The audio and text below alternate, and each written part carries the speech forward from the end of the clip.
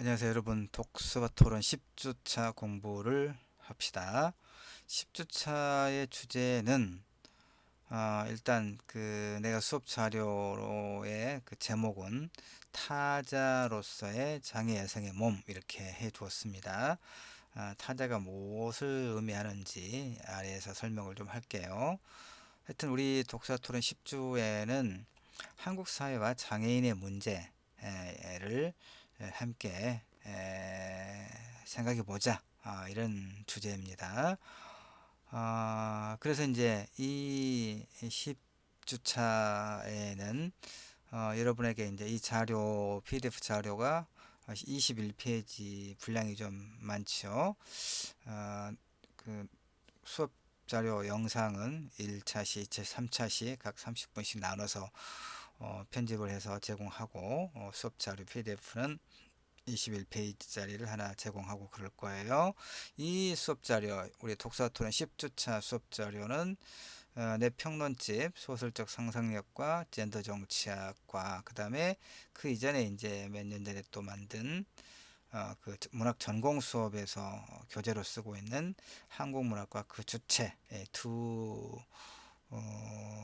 책 속에 수록되어 있는 글입니다. 네, 글입니다. 그다음에 이제 10주차 이 장애 한국 사회와 장애인의 문제를 다루는 데 있어서 이제 분석 대상으로 삼고 있는 작품이 장편 소설이 네 개입니다. 네 개인데 네 편인데 두 개씩 묶을 거예요. 뭐냐면 공지영의 도가니하고 이청준의 당신들의 천국을 하나로 묶어서 볼 거고, 이게 좀 어지럽게 돼 있어요. 이렇게 왜 잘 안 되는지 모르겠는데, 그 다음에 이제 글씨가 작습니다만은 이제 방기휘의 샴샤랑과 김미선의 버스 드라이버, 이 두 장편을 하나로 묶을 거예요.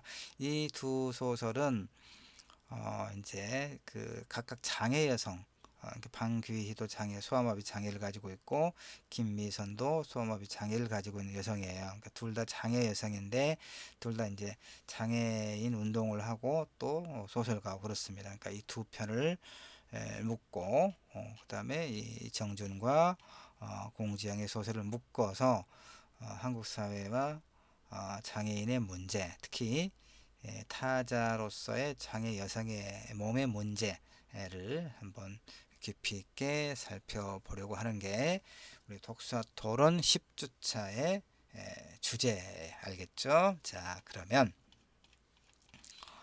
장애인 문학이라는 게 뭔가를 봅시다. 자, 장애인은 특히 장애 여성은 우리 사회 타자가 뭐냐?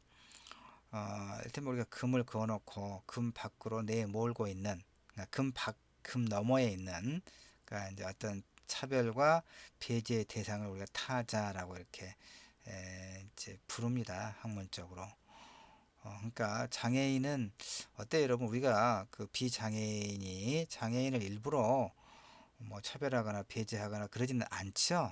일부러 그런 사람은 아주 못된 사람이니까, 예외적인 경우니까 말할 필요가 없고, 그런데 이제 장애인은 어, 그 일단 사회 그 어떤 일상적인 생활이 여러 가지로 불편하지 않겠어요. 그런 의미에서, 그다음에 우리 사회가 한국 사회만 그런 것 아니고 이제 어떤 인간의 삶, 사회 전체를 보면 그 비장애인 중심으로 되어 있잖아요. 모든 게 법이나 제도나 뭐 생활의 편의 시설이라든가 이런 게 그러다 보니까 장애인은 이제 굉장히 불편하죠. 차별과 배제를 경험하죠. 버스만 하더라도 그렇잖아요. 장애인들을 위한 그 저상 버스가 있긴 하지만 수가 많지는 않고, 그 다음에 그 저상 버스라고 하는 것도 사실은 어떤 장애인을 위한 거예요? 휠체어를 이제 타거나 이런 그 소위 신체 장애인을 이제 위한 그 버스가 저상 버스인데, 장애인이 종류가 굉장히 많아요. 우리가 흔히 신체 장애인만 보는데, 휠체어에 탄 그런 신체 장애인만 우리가 그 이미지로 보는데, 다양한 장애인이 있죠. 어쨌든 장애인. 그 다음에 또 장애인이면서도 여성인 경우는 더 이제 우리가 이번 주 10주차 공부를 여러분이 해보면 알겠지만 더 많은 그 어떤 이중 삼중의 억압과 차별의 구조에 처해 있어요. 그래서 우리가 지금 이제 10주차 이 장애인의 문제를 소설을 통해서 공부하는 것은 결국은 그 장애인 또 장애 여성이 그들에게 가해지는 이중 삼중의 억압을 어떻게 되면 견디거나 이겨내서 주체적인 어떤 삶을 살아가고자 하는가, 이걸 보고자 하는 겁니다. 자, 어쨌든 장애인은, 특히 장애 여성은 우리 사회의 타자다, 이제 억압과 배제의 대상이다, 이런 얘기입니다. 물론 여성이 다른 여성을 타자할 수도 있죠. 그렇죠. 남성도 마찬가지예요. 우리가 이제 그 남성과 여성이라고 하는 그런 어떤 이분법적 구도 속에서 이제 그 대개 이제 뭐 그 어떤 데이트 폭력이라든가 뭐 성폭력이라든가 또는 가정 폭력이라든가 이런 어떤 폭력의 문제에 있어서 대체로 가해자가 남성이고 피해자가 여성이죠. 그건 왜 그렇습니까? 물리적인 어떤 힘의 차이에서 그러죠. 물론 그 역관계도 일부는 있죠. 그 비율이 높진 않지만. 그러면 남성 중에서도 남성은 다 이를테면 힘이 센가? 그렇진 않죠. 나는 힘이 굉장히 약해요. 내가 몸도 작고 그렇습니다. 여성도 마찬가지. 여성이 항상 그러니까 남성 중에서도 소위 가해 대체로 이제 어떤 물리적 힘의 우위에 있기 때문에 가해자가 되기 쉬운 남성 내에서도 힘의 어떤 그 관계, 역학 관계에 따라서 위계가 있는 것처럼 여성도 마찬가지다, 그런 얘기예요. 항상 피해자고 시행자인 여성 내에서도 여성이 다른 여성을 타자하는 거죠. 예컨대 몇 년 전에 그 칼기에 대한항공의 그뭐 조현아인가 이렇게 그 땅콩 회항 사건, 여러분 기억하는지 모르겠습니다. 그러니까 그런 여성은 예컨대 뭐 대기업의 재벌, 그다음에 거기에 또 조현아도 그렇고 또 그 회장 부인, 이명희인가 이 사람도 자기 그 집에서 그 기사, 자가용의 승용차 기사라거나 정원에서 일을 하거나 뭐 어떤 집안일을 돌보는 사람들에게 엄청 갑질을 하고 그랬잖아요. 뭐 욕하고 막 이렇게.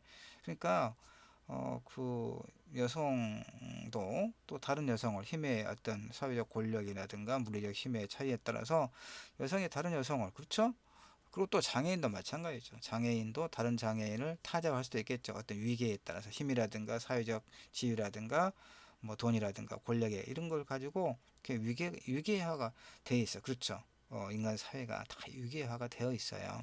그러니까 차별을 받는다고 느끼는 바로 그들 집단 내에서도 권력과 가치 위계가 존재해요. 이건 또 참 그 쉬운 문제가 아니에요. 어쩔 수 없다. 어쩔 수 없다기보다는 이런 것은 이제 어떻게 문제를 이 권력과 가치의 위계, 이 문제는 이제 지금 우리가 10주 차에 다루기는 쉬운 노릇은 아닙니다만은 하여튼 자, 문제는 이제 뭐냐면 내가 여기서 하고 싶은 말은 장애인도 비장애인과 마찬가지로 인간으로서의 존엄이 존중되는 권리를 태어나면서부터 가지고 있다. 여러분 그렇게 생각합니까? 당연하다고는 생각하죠. 어? 장애인도 비장애인과 마찬가지로 인간으로서의 존엄이 존중되는 권리를 가지고 있죠. 태어나면서부터. 이게 이제 뭐 유엔이라든가 이렇게 또 우리나라의 경우도 한국 장애인 인권헌장 이렇게 선언적으로 이제 그런 내용을 가지고 있어요. 근데 실제에서는 뭐 장애인이 아니더라도 우리가 인간으로서 존엄성을 존중받고 사느냐, 그건 또 아니죠. 그래야 되는데도 불구하고 실제로는 뭐 그렇지 않은 경우가 너무나 많죠. 그러니까 장애인 같은 경우는 더 힘들지 않겠는가. 일단 이런 생각이 물론 이제 나는 장애인이 아니기 때문에 일단 뭐 신체라거나 뭐 어떤 장애를 가지고 있는 사람은 아니기 때문에 내가 이 논문은 오래전에 한국장애인재단의 연구 지원 사업의 공모, 현상 공모에 당선된 그런 논문이에요. 그래서 뭐그 몇백만 원 상금 지원금이죠. 지원금도 받고 또 논문을 써서 이제 발표했던 그런 내용인데 그래서 내가 이제 이 논문 장애인 문학과 관련된 논문을 또 쓰고 그래서 한국장애학회 여러 분과가 있는데 문학분과 특별위원회가 있었어요. 그래서 내가 부위원장을 한 2년 했잖아요. 그냥 뭐 특별히 일한 건 아니고요. 그렇게 했어요. 그러니까 무슨 얘기냐면 내가 장애인과 관련된 이제 장애인 문학과 관련된 공부를 좀 했지만 내가 장애인은 아니기 때문에 장애인이 가지고 있는 그 어떤 장애인으로서의 경험은 없잖아요. 그러니까 어쩌면 장애를 가지고 있는 분들이 이 내 글을 읽으면 장애인의 현실을 제대로 알지 못하는구나라고 말할 수도 있을 거예요. 내가 아무리 공부를 해서 장애인의 문제, 장애인 문학의 문제를 좀 공부를 했다 하더라도 내가 장애인으로서의 경험은 갖고 있지 않기 때문에 그 일정한 한계일 수밖에 없겠죠. 자, 그 점을 전제하면서 자, 장애인에 대한 복지 정책이 개선되고 있어요. 그러니까 내가 이제 이런저런 그 어떤 그 자리에서 워크숍이라든가 세미나라든가 아니면 뭐 이제 가까운 사람들끼리의 이런저런 이야기 그런 자리에서 이야기를 듣다 보면 한국 사회가 상당한 복지국가의 그런 틀을 이미 갖추고 있어요. 보니까 많이 갖추고 있습니다. 그래서 장애인에 대한 복지 정책도 상당히 개선되고 있다고 우리는 봐요. 물론 본인들의 입장에서는 언제나 부족하죠. 언제나 부족합니다. 근데 이제 어쨌든 장애인에 대한 복지 정책이 이렇게 개선되고 있음에도 불구하고 그들의 인간으로서의 존엄성을 확보하고 있지 못하다고 우리가 봤을 때 그건 어디서 기인하냐? 우리 사회 다수자, 특 비장애인들이 여전히 장애인에 대한 편견을 갖고 있는 것으로 그 주요한 원인이 있어요. 아까 내가 이야기했잖아요. 우리가 일부러 장애인을 차별하거나 배제하고 있진 않지요. 그런데 그럼에도 불구하고 이제 좀 더 살펴볼 문학 작품을 들여다보면요. 그야말로 비장애인들이 장애인에 대해서 얼마나 많은 편견을 가지고 있는가를 알게 될 거예요. 깜짝 놀랄 만큼. 우리가 평소에, 그러니까 이렇게 공부를 한다고 하는 것은 뭐냐면요. 내가 장애인에 대해서 장애인 문학을 공부를 하고 한국장애학회 뭐 문학분과 부위원장을 하고 뭐 이런저런 이야기를 했지만 장애인에 대한 경험은 갖고 있지 못하다고 그랬잖아요. 그러나 그럼에도 불구하고 우리가 뭔가를 알고 있다는 얘기, 공부를 해서 뭔가를 안다는 얘기는 그 뭔가 올바른 어떤 방향으로 우리가 움직일 수 있는 하나의 긍정적인 어떤 토대는 마련됐다고 볼 수 있거든요. 그러니까 내 자신이 장애인의 문제에 대해서 뭐 장애인 운동을 하거나 그러진 않아요. 우리 학생들도 마찬가지일 거 아니에요. 근데 우리 학생들은 이 수업을 통해서 평소에 생각하지 못했던 장애인의 문제, 특히 장애 여성의 문제를 좀 더 적실하게 알게 될 거예요. 그래서 우리가 이제 이 공부를 하고 나면 장애인 내지는 장애인 내지 장애 여성을 가지고 있는 장애 여성들을 우리가 바라볼 때 굉장히 이제 좀 더 따뜻하고 좀 더 폭넓은 이해를 할 수 있는 하나의 뭐 여건이 일정하게 마련될 수 있다. 이게 공부의 힘이거든요. 그러면 장애인과 관련된 어떤 뭐 제도라든가 법을 개선한다거나 할 때 우리는 그들의 입장에 대해서 그들을 지지하면서 어떤 긍정적인 역할을 조금이라도 할 수 있게 되지 않겠는가 이런 생각을 해요. 자, 봅시다. 하여튼 장애인에 대한 올바른 태도 형성이 여러 정책의 시행과 함께 매우 시급하고 중요한 과제다 이런 얘기입니다. 그러니까 우리는 장애인에 대한 올바른 태도를 형성할 수 있는 기반을 이 수업을 통해서 가질 수 있다 이런 얘기입니다. 이 글은 장애인 자신들의 장애를 바라보는 시선, 소위 자응시에 주목합니다. 장애자들 위해 수용했던 장소에서 어, 이청준 소설과 공지영 소설의 경우에 그렇거든요. 장애자들을 위해 수용했던 장소에서 주체가 되지 못하고 타자일 수밖에 없었던 이들의 자기 규정과 함께 장애인이 직접 창작한 문학 작품을 읽기를 통해서 아까 방귀위하고 김미선의 그 두 작품을 말합니다. 이걸 통해서 그들 장애인인 자신의 존재를 어떻게 규정하고 있는지 그걸 극복하기 위해서 이거 이제 나는 이렇게 씁니다만은 이게 장애를 갖고 있는 분들은 이 말을 굉장히 좋아하지 않습니다. 장애는 극복될 수 있는 게 아니거든요. 그렇지 않겠어요? 우리가 보통 뭔가를 어떤 어려움을 극복한다 이런 말을 많이 써서 나도 모식 중에 이렇게 썼거든요. 근데 장애는 극복할 수 없어요. 내가 장애학회 임원회의에 참석해서 그 깨달았던 것 중에 가장 중요한 것이 이거였어요. 장애는 극복될 수 없다. 여러분 그러겠죠? 소마비 장애를 가지고 있어서 휠체어를 타야 되는 장애인이 그걸 어떻게 극복하겠어요? 극복할 수가 없는 거예요. 그럼 어떠냐? 장애를 평생 갖고 사는 거죠. 장애를 평생 갖고 사는 건 그러니까 우리가 장애는 극복할 수 있다 이런 말을 쓰면 안 되는 거거든요. 예. 어쨌든 문제는 이제 그 어떤 그 장애를 갖고 있다 하더라도 자기 자신을 긍정적으로 그다음 주체적인 어떤 삶으로 만들어갈 건 굉장히 필요하겠죠. 바로 그런 부분을 보겠다 이런 얘기죠. 자, 너무 전문적인 것은 넘어갑니다. 자, 문학이 시대와 현실의 일정한 반영이다라고 보는 게 이제 문학 사회학적 관점입니다. 이제 상당히 오래된 그 이제 문학 그 비평론인데 여기서는 이제 그 하나의 논문이기 때문에 그 기존의 연구 결과 성과를 지금 살펴보고 있는 건데 좀 넘어가고요. 중요한 것들은 그러니까 기존에 이겁니다. 기존에 이게 지금 그 형광펜 기능이 좀 안 되는 PDF입니다. 보니까 그래서 색을 칠해주지 못해서 좀 조금 답답할 수 있는데 자 어쨌든 그동안에 이제 그 문학 작품 장애인을 제재로 한 그런 문학 작품을 분석하고 있는 평문들 이제 평론이나 논문을 말합니다. 평문들의 일관된 관점은 뭐냐?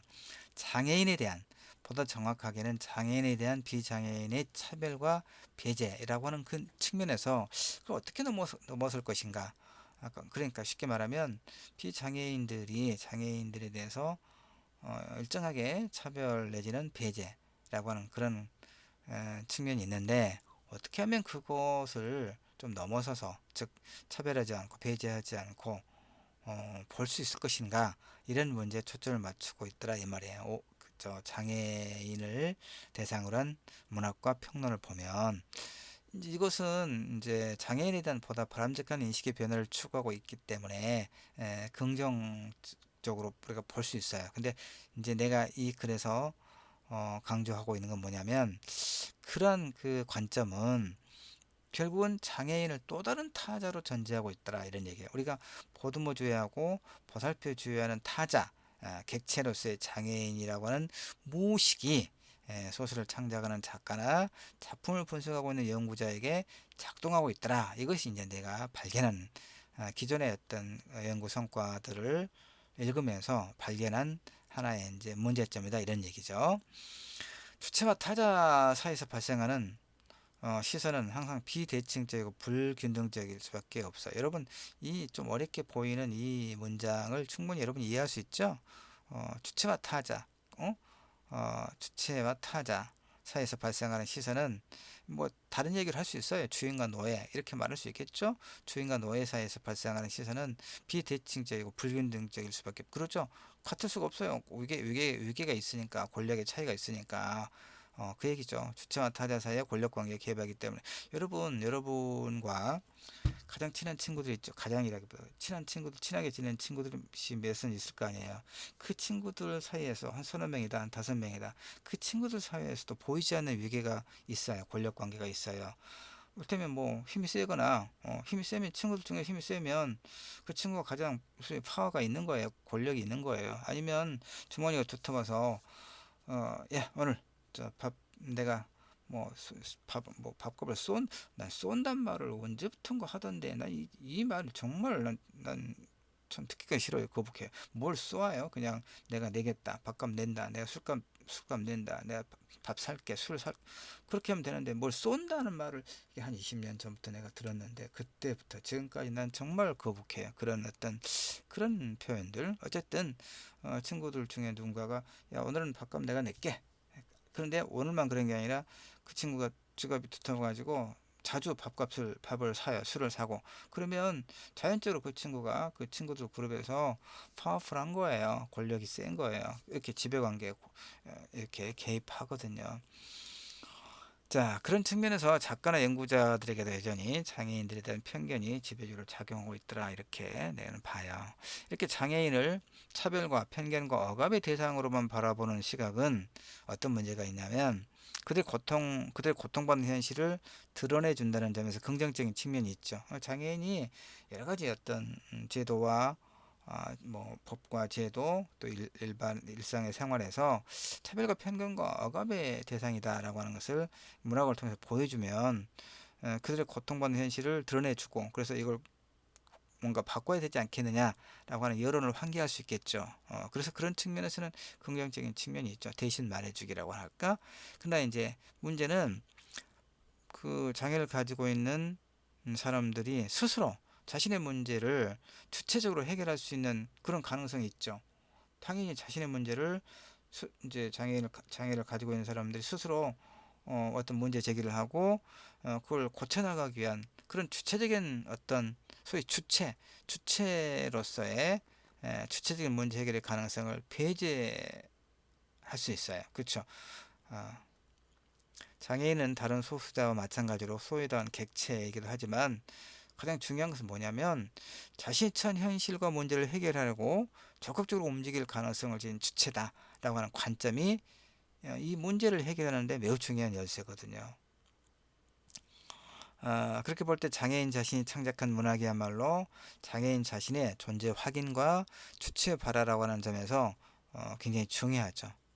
중요합니다. 그런데 이제 장애인 문학 중에서 이게 참 어려운 게 뭐냐면 문학은 하나의 제도거든요. 문학의 제도라는 이야기는 여러분 나는 이제 소설가고 평론가다 이렇게 명함에 씁니다. 어떤 내가 글을 발표할 때 소설 심령이 괄호해가지고 소설가 겸 평론가. 왜 그렇습니까? 나는 이제 신춘문예 소설이 당선되고 또 신춘문예 평론이 당선돼서 제도권 내에서 소설가의 평론가라고 하는 일정한 인정을 받았거든요. 그리고 소설집을 내고 장편 소설을 내고 평론집을 내고 그럼으로써 소위 이제 끊임없이 글을 쓰는 행위를 통해서 작가로서의 자신의 존재를 또 증명하고 있거든요. 현역 작가란 얘기예요. 이게 하나의 제도거든요. 근데 이제 그 문학 그 장 내에서도 사실 작품의 우열을 평가받죠. 어떤 여러 가지 상을 통해서 그렇지 않겠습니까? 근데 이제 장애인이 창작한 문학은 나름대로 의미가 있는 건 없는 건 아니지만, 근데 하나의 문학, 제도로서의 문학이나 그 이제 장애인이 창작하고 발표한 문학 중에서도 이제 가치 평가를 발표를 했기 때문에 공개적으로 이제 가치 평가를 그 평가를 피해갈 수가 없는 거예요. 이것은 하나의 문학으로서 소설 또는 시로서 하나의 문학 작품으로서 일정한 의의가 있다라고 하는 그런 평가를 피해갈 수가 없거든요. 그런데 내가 이제 이 논문을 쓰기 위해서 살펴봤던 굉장히 많은 장애인이 쓴 작품들이 좀 아쉽게도 문학 작품으로서의 논할 만한 가치가 굉장히 좀 부족한 측면이 있었어요. 그건 이제 왜 그러냐면 대체로 소설이라고는 썼지만 소설이라기보다는 어떤 자서전 내지는 체험 수기와 같은 그러니까 이러저런 경로를 통해서 장애를 갖게 됐고 또는 뭐 태어날 때부터 장애를 갖게 됐거나 그래서 이제 너무나 힘든 삶들 주변의 어떤 그런 그 따가운 시선들 그것들을 견디면서 너무 힘들었다라고 하는 그런 어떤 체험 수기와 같은 자기의 어떤 증언 이런 것이 소설이라고 하는 이름으로 발표된 게 너무나 많아서 이제 그 평론의 대상 텍스트 그 연구 논문의 텍스트는 일정한 어떤 의의를 갖고 있는 소위 문학으로서의 가치 평가를 일정하게 통과한 작품을 대상으로 해야 된다고 하는 측면을 볼때 이 장애인 작가들이 발표한 소설들을 내가 이 연구 논문의 대상으로 삼기가 너무 어려웠어요. 그래서 그러나 이제 여기 아까 소때문학은 이제 장애인 전문 그 문학들을 장애인들의 문학을 전문적으로 실었던 그런 이제 그 작품 잡지인데 몇 년 전에 이제 폐간됐습니다만 100호까지 발행하고 폐간됐습니다만은 여기 나와 있죠. 어떤 본격적인 소설 문학으로서의 미학적인 성취보다는 자전적 에세이 정도로 그치고 있는 이런 문제가 있었다는 거예요. 그런데 그래서 내가 고민을 하다가 이제 그런데 굉장히 의미 있는 작품을 발견을 했어요. 아까 그 장애 여성, 두 장애 여성이 쓴 장편 소설들, 그 두 작가를 내가 소위 발견한 것은 이게 방귀희와 김미선, 이 두 여성 작가, 장애를 가지고 있는 두 여성 작가의 작품들입니다. 이 두 작품은 문학 작품으로서 어떤 연구 대상으로서 삼을 수 있는 굉장히 좋은 작품들입니다. 이 두 작품. 그래서 이제 내가 발굴 내지는 발견한 거죠. 그리고 이제 이 공지영과 이청주는 장애를 가지고 있는 작가는 아니죠, 당연히. 근데 이 장애인을 대상으로 하고 있는 상당히 이제 의미 있는 작품이어서 두 작품을 묶어서 이제 이야기를 펼쳐 글을 전개해 나가려고 한다. 이런 얘기입니다. 자, 음, 그래서 이제 이 글은 여기 설명했군요. 이를테면 이 글은 장애인들을 대상으로 한 이제 기존의 작품 중에서 다양한 측면의 분석이 가능한 이청준 소설 당신들의 천국과 당신들의 천국 권력관계의 문제입니다. 미시 권력관계의 문제를 다루고 있는 게 이청준 소설 당신들의 천국이죠. 고흥 소록도의 그 소위 나 환자 한센병이라고 하죠. 한센병 나 환자들을 수용했던 이제 그 곳의 이야기 당신의 천국과 제가 얼마 한 10년 전에나 발표됐나요? 이 공지영의 도가니가 공지영의 도가니 이 공지영 소설 도가니는 영화로 만들어졌죠. 영화로 만들어져서 이제 다시 소설이 또 익히게 되는 그런 측면이 있었는데 이 그 공정소설 도가니는 우리 지역 광주에 있는 뭐 인화학교인가 하는 그 청각 장애 아들을 이제 그 기숙학교였을 거예요. 그 학교에서 일어난 그 이제 교사라든가 이런 성인들에 의한 지속적인 그 학대, 폭력 그리고 또 심지어 성폭력이 지속적으로 행해지고 그것들이 그 사실이 외부로 이제 이렇게 드러나 겉으로 외부로 이제 알려지지 않도록 억압했던 그런 사건을 배경으로 한 소설이 공지영 소설 도가니죠. 이 두 작품 볼 거예요. 그 다음에 2차 시에 보겠죠. 그 다음에 3차 시에는 이제 장애인 작가의 소설 중에서 일정한 성취를 보이고 있는 김미선 장편 소설 버스 드라이버하고 방귀 장편 소설 샴샤랑을 비교 이제 분석할 거예요. 그러니까 이 글은 장애인이 타자가 아닌 우리 사회의 진정한 주체의 일원으로 당당한 삶을 열어나가는 긍정성을 확보하고자 하는데 이 이제 글의 목표가 있어요. 이 글의 목적. 우리가 이제 논문을 쓸 때 이 글의 목적이 무엇인가, 이 분석에서 뭘 어쩌자는 것인가 이걸 제시해야 되거든요. 그래서 장애인이 타자가 아닌 우리 사회의 진정한 주체의 일원으로 당당한 삶을 열어나가는 긍정성을 확보하는 데 있다. 그 얘기입니다. 그래서 이제 공지영 소설 도가니와 이청준 소설 당신들 천국에서는 장애인을 어떻게 대상화하는가를 살펴볼 거고, 김미선 소설 버스드라이버와 방귀 소설 샴샤랑에서는 장애인 자신이, 특히 여성 장애인 자신이 어떻게 존재의 확인을 넘어 주체되기를 시도하는지를 살펴보려고 해요. 알겠죠? 그건 2차 시 각각 2차 시와 3차 시 하겠다 이런 얘기입니다. 피곤하니까 음악을 조금 한 2분 듣죠. 본래 이제 그 김범수가 불렀던 노래입니다. 그런데 최근에 싱어게인에서 그 활약을 했던 이무진이라고 하는 가수가 부르는데 자기만의 창법으로 상당히 좀 잘 부르더라고요. 가사도 참 좋았습니다. 집밥. 자, 들어봅시다.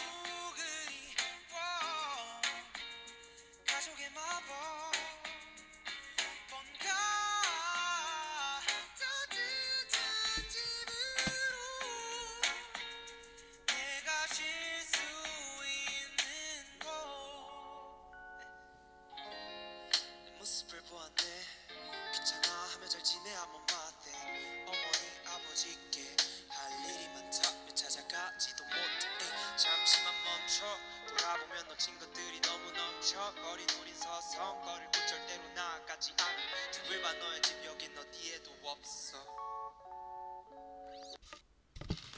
예, 일단 1차 시는 여기까지 할게요.